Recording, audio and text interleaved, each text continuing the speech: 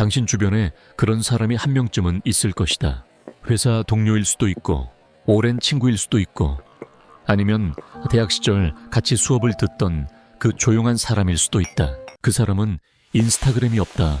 아니, 더 정확하게는 있는지 없는지조차 모른다. 같이 여행을 가도 사진을 올리지 않는다.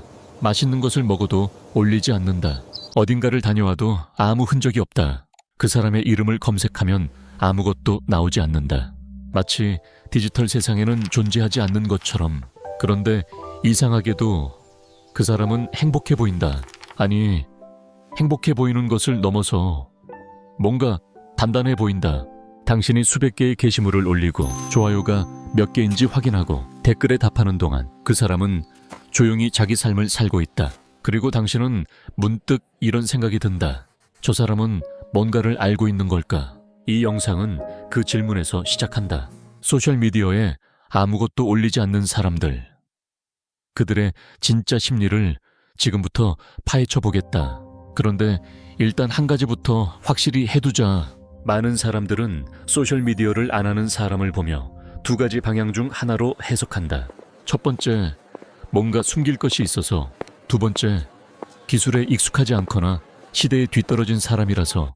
그런데 심리학 연구가 말하는 것은 전혀 다르다. 소셜미디어 비계시자들 중 상당수는 사실 디지털 세상을 가장 잘 이해하는 사람들이라는 것이다. 그들은 게임의 규칙을 알고 그 규칙에 참여하지 않기로 선택한 사람들이다. 이것이 이 영상에서 처음으로 당신에게 던지는 반직관적 주장이다. 지금 당장 믿지 않아도 괜찮다. 왜냐면 이제부터 그것을 증명해 나갈 것이니까. 먼저 아주 기본적인 것부터 시작해야 한다. 왜 사람들은 소셜미디어에 올리는가? 이건 너무 당연한 질문처럼 보이지만 대부분의 사람들은 제대로 생각해 본 적이 없다. 그냥 올린다. 좋은 것이 생기면 올린다. 여행을 가면 올린다. 하지만 그 순간 뇌 안에서 무슨 일이 일어나고 있는지 알면 당신은 아마 잠깐 멈추게 될 것이다. 2012년 하버드 대학교 신경과학자 다이애나 타미르와 제이슨 미첼이 발표한 연구가 있다. 이 연구는 사람들이 자신에 관한 이야기를 할 때 뇌의 어느 부위가 활성화되는지를 측정했다. 결과는 놀라웠다. 자기 자신에 관한 정보를 타인과 공유할 때 뇌의 보상 회로가 활성화된다는 것이었다. 그 회로는 음식을 먹거나 돈을 얻을 때 활성화되는 바로 그 회로다. 다시 말해, 우리가 소셜미디어에 무언가를 올리는 행위는 뇌 입장에서 보면 보상을 추구하는 행위다. 먹는 것과 같은 범주에 있다. 단순한 즐거움이 아니라 거의 본능적 충동에 가까운 무언가다. 이것을 알고 나면 올리고 싶은 충동이 조금 다르게 보이기 시작한다. 의지의 문제가 아니라 신경학의 문제가 된다. 그렇다면 그 충동을 느끼지 않는 사람은, 혹은 느끼지만 누르는 사람은 뇌가 다르게 작동하고 있는 것인가? 여기서부터 이야기가 흥미로워진다. 잠깐 생각해보자. 당신은 오늘 무언가를 올리고 싶었던 순간이 있었는가? 아름다운 노을을 봤을 때, 맛있는 음식을 먹었을 때, 뭔가 뿌듯한 일이 있었을 때, 그 순간 제일 먼저 든 생각이 이걸 누군가에게 보여줘야 해였다면, 지금부터 하는 이야기를 특히 집중해서 들어주길 바란다. 심리학에는 외재적 동기와 내재적 동기라는 개념이 있다. 외재적 동기는 외부의 반응과 인정, 보상을 위해 행동하는 것이다. 내재적 동기는 행동 자체가 가져다주는 만족을 위해 행동하는 것이다. 이것을 체계화한 것이 에드워드 대시와 리처드 라이언이 개발한 자기 결정 이론이다. 이 이론에 따르면 인간이 진정한 심리적 안정감을 느끼기 위해서는 세 가지 욕구가 충족되어야 한다. 자율성, 유능감, 그리고 관계성이다. 중요한 것은 이 세 가지 욕구를 외부에서 채울 수도 있지만 내부에서 채울 수도 있다는 것이다. 소셜미디어는 본질적으로 외부에서 이 욕구를 채우는 시스템이다. 좋아요는 유능감의 외적 피드백이다. 팔로워 수는 관계성의 외적 지표다. 게시물에 대한 반응은 자율성의 외적 확인이다. 그리고 그 시스템 밖에 있는 사람들, 그들은 그 욕구를 안에서 채우는 법을 이미 알고 있거나 혹은 배우고 있거나 혹은 처음부터 그렇게 설계된 심리 구조를 가진 것이다. 그런데 여기서 아주 중요한 질문이 하나 생긴다. 그 내부에서 채우는 능력은 타고나는 것인가? 아니면 길러지는 것인가? 그 답을 찾기 위해서는 잠깐 어린 시절로 돌아가야 한다. 발달 심리학에는 애착 이론이라는 것이 있다. 존 볼비와 메리 에인스워스가 제시한 개념인데, 아이가 세상에 나와서 처음 맺는 관계의 방식이 이후 모든 관계 방식의 원형이 된다는 이론이다.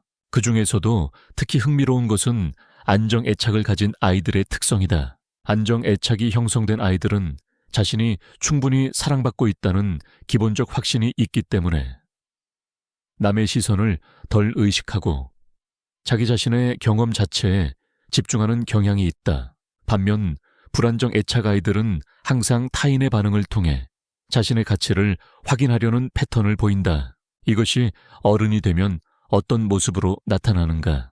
어떤 연구자들은 소셜미디어에 과도하게 의존하는 행동과 불안정 애착 사이의 상관관계를 연구해왔다. 그리고 그 결과는 꽤 일관된 방향을 가리킨다. 즉, 내가 지금 소셜미디어에 얼마나 의존하는가는 단순한 습관의 문제가 아니라 내가 나 자신을 얼마나 믿고 있느냐의 문제일 수 있다. 이쯤에서 소셜미디어에 아무것도 올리지 않는 사람들이 다 같은 이유로 그렇게 하는 것은 아니라는 점을 짚어야 한다. 왜냐하면 그들을 하나의 유형으로 뭉뚱그리면 이 이야기의 가장 흥미로운 부분을 놓치게 되기 때문이다. 비계시자들을 심리학적으로 분류해보면 크게 5가지 유형이 등장한다.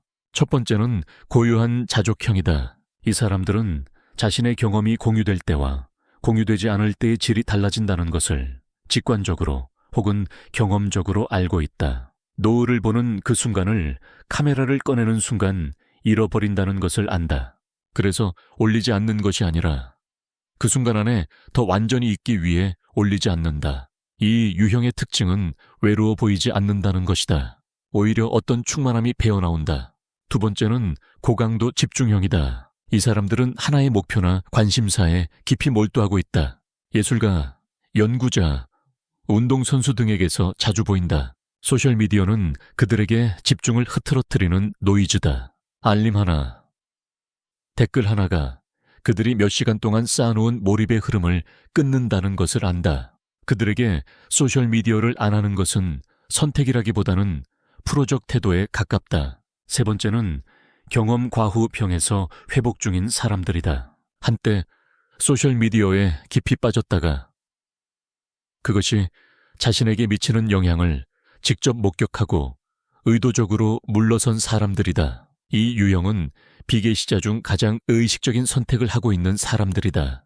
그들은 소셜미디어의 구조를 가장 잘 이해하는 동시에 그것에 가장 강하게 저항하는 사람들이기도 하다. 네 번째는 사생활 보호형이다. 이 사람들은 자신의 삶이 공개되는 것에 근본적인 불편함을 느낀다. 단순한 수줍음이 아니라 자신의 경험을 타인의 소비 대상으로 만드는 것에 대한 철학적 방함이 있다. 흥미롭게도 이 유형의 사람들은 종종 오프라인 관계에서는 매우 깊고 긴밀한 연결을 맺는다. 그들이 공유하기 싫은 것은 경험이 아니라 그 경험의 모든 세부를 모르는 사람들과 나누는 것이다. 다섯 번째는 구조적 비참여형이다. 이 사람들은 특별한 심리적 이유보다는 단순히 그 플랫폼들이 제공하는 것에 관심이 없다. 음악을 들을 때 아이팟을 쓰는 사람이 스트리밍 앱을 안 쓰는 것처럼 그들에게 소셜미디어는 그냥 자기 삶의 방식과 맞지 않는 도구다. 이 5 유형이 흥미로운 이유는 그 이유들이 서로 다름에도 불구하고 공통적인 결과를 만들어낸다는 점이다. 그것은 자기 삶의 주도권이다. 그런데 이야기는 여기서 끝나지 않는다. 오히려 이제부터 진짜 흥미로운 부분이 시작된다. 우리가 어떤 순간을 소셜미디어에 올리기 위해 기록할 때 뇌 안에서는 무슨 일이 일어나는가? 2018년 발표된 한 연구가 이것을 아주 정교하게 측정했다. 연구자들은 참가자들을 두 그룹으로 나눴다. 한 그룹은 여행 중 경험한 것들을 사진 찍고 소셜미디어에 올리게 했다. 다른 그룹은 그냥 경험하게 했다. 그리고 이후에 그 경험의 세부 사항을 얼마나 기억하는지, 그리고 그 경험이 얼마나 감정적으로 의미 있었는지를 측정했다. 결과는 예상과 달랐다. 기록하고 공유한 그룹은 더 많은 시각적 디테일을 기억했지만 그 경험의 감정적 질과 전반적 의미감은 오히려 낮았다. 반면 그냥 경험한 그룹은 디테일은 흐릿했지만 그 경험이 자신에게 가져다 준 의미와 감정은 훨씬 깊이 남아 있었다. 이것은 아주 중요한 함의를 갖는다. 공유를 위한 기록은 경험의 외부 표면을 포착하지만 경험의 내부 깊이를 희생시킨다. 달리 말하면 나중에 다시 보기 위해 찍은 그 사진은 지금 그 순간 내가 온전히 느낄 수 있었을 것을 미래에 양도한 대가다. 이것을 좀 더 극단적으로 표현하면 이렇게 된다. 공유를 위해 찍은 사진이 많을수록 진짜 삶이 적어진다. 소셜미디어에 아무것도 올리지 않는 사람들은 의식적으로든 무의식적으로든 이 교환을 하지 않기로 한 사람들이다. 그들은 사진 앱 대신 기억을 선택한 것이 아니다. 그들은 경험의 피부 대신 경험의 심장부를 선택한 것이다. 여기서 잠깐 당신이 가장 소중하게 기억하는 순간을 하나 떠올려봐라. 아마 그 기억은 사진으로 찍은 것이 아닐 것이다. 아마 누군가와 나눈 대화, 어떤 냄새, 어떤 빛, 어떤 감촉일 것이다. 사진으로 포착되지 않은 것들이 기억의 가장 깊은 자리를 차지하는 경우가 많다. 이것은 우연이 아니다. 그렇다면 소셜미디어 없이 사는 그 사람들의 실제 하루는 어떻게 생겼는가? 여기서 중요한 것은 그들의 삶이 소셜미디어가 없다는 것만 다른 것이 아니라는 점이다. 시간이 다르게 흐른다. 한 연구에 따르면 스마트폰 사용자는 평균적으로 하루에 스마트폰을 96번 확인한다. 소셜미디어 앱을 여는 것까지 포함하면 그보다 훨씬 많다. 이것을 없애면 어떻게 되는가? 단순히 시간이 생기는 것이 아니다. 주위에 조각남이 없어진다. 현재에 머무는 시간이 길어진다. 글을 읽거나 생각하거나 아무것도 안 하거나 깊은 대화를 나누는 능력이 회복된다. 심리학자 미하이 칙센트미하이가 말한 플로우 상태, 즉 완전한 몰입의 상태는 방해 없이 한 가지에 온전히 집중할 때 발생한다.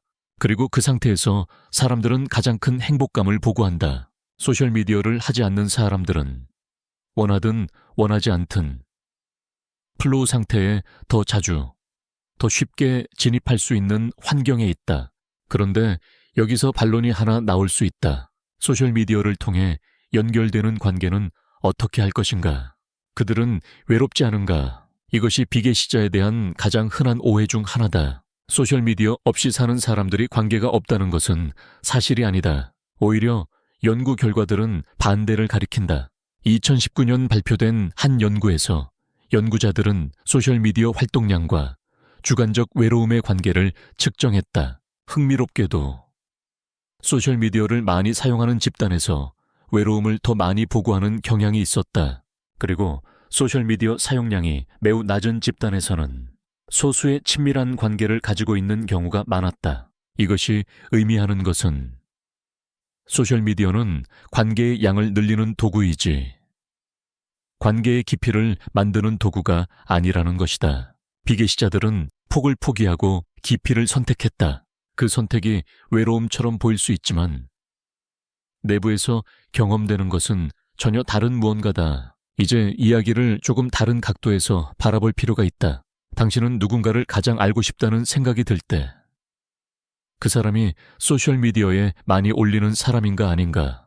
이것을 한번 생각해보면 우리의 욕망이 어떻게 작동하는지 보인다. 많이 올리는 사람은 이미 당신이 알 수 있는 것들을 다 올려놓았다. 잘 먹었고, 잘 여행했고, 예쁜 카페에 갔고, 운동도 했다는 것을 안다.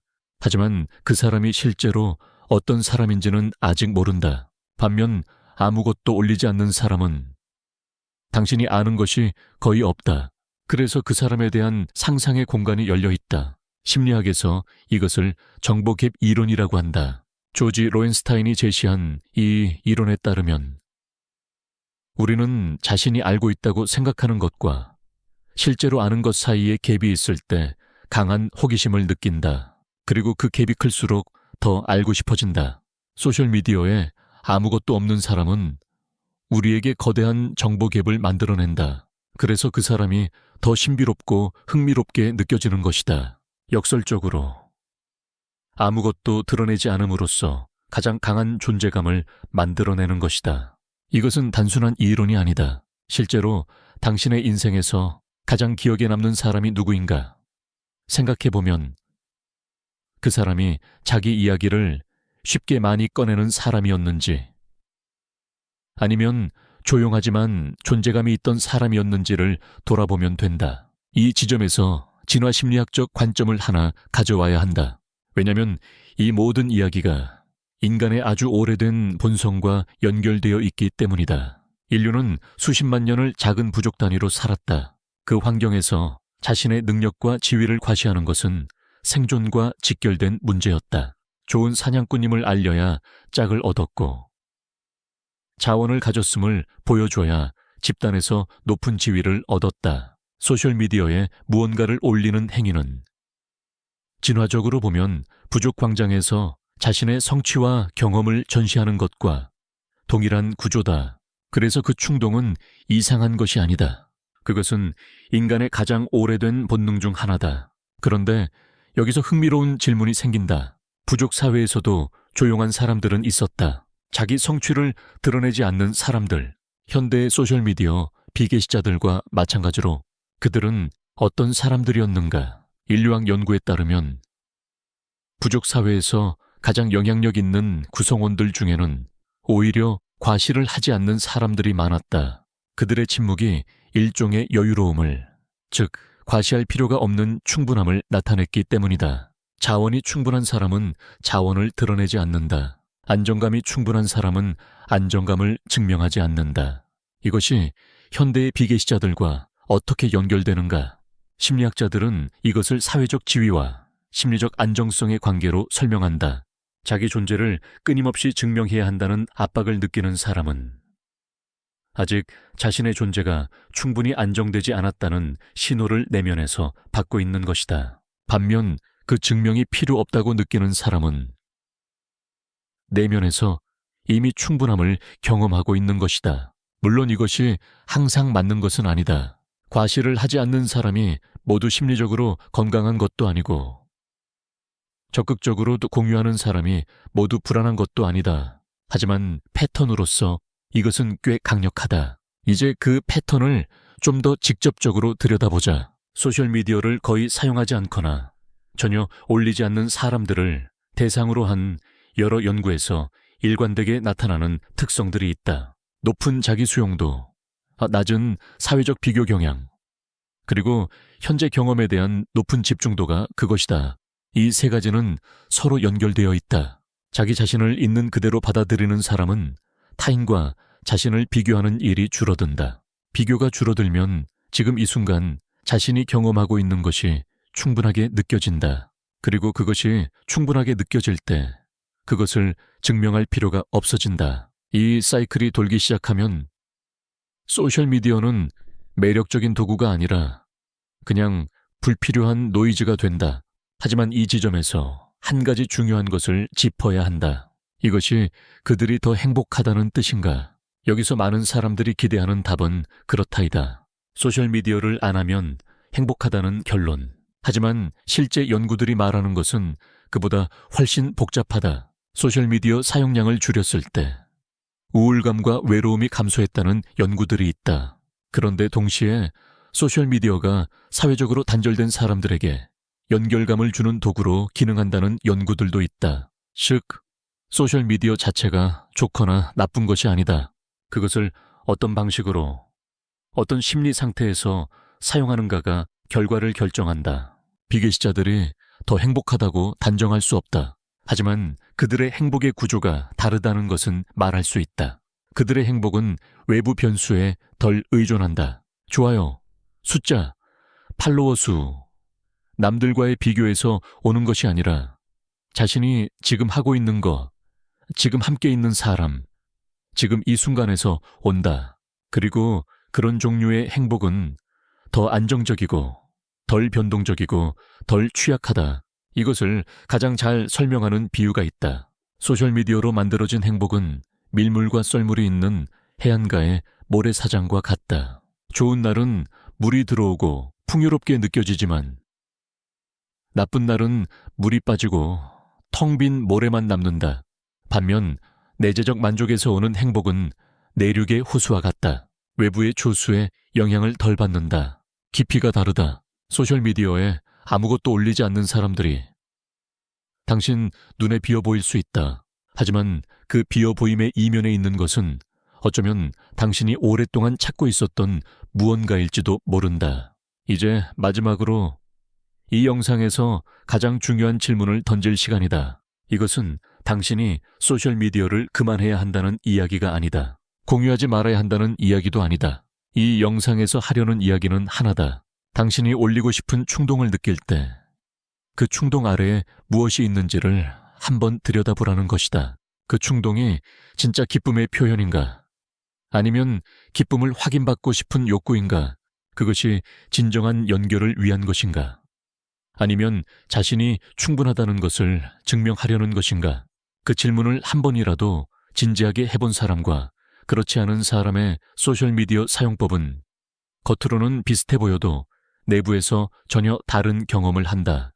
그리고 한 가지 더, 오늘 당신이 경험한 가장 좋은 순간은 무엇이었는가? 잠깐 생각해봐라. 그 순간 사진을 찍었는가? 올렸는가? 아니라면 그 순간은 지금 당신의 어디에 있는가? 몸 안에, 기억 안에, 피부 안에 남아있지 않은가? 소셜미디어에 올리지 않은 그 순간들이 실제로 당신을 만들고 있는 것들이다. 그것들은 어디에도 올려지지 않았지만 지워지지도 않는다. 소셜미디어에 아무것도 올리지 않는 그 사람, 그는 당신이 생각하는 것과는 다른 이유로, 다른 방식으로 그 방식을 선택했을 가능성이 크다. 그리고 그의 타임라인은 비어있지 않다. 다만 당신 눈에 보이지 않는 곳에 있을 뿐이다.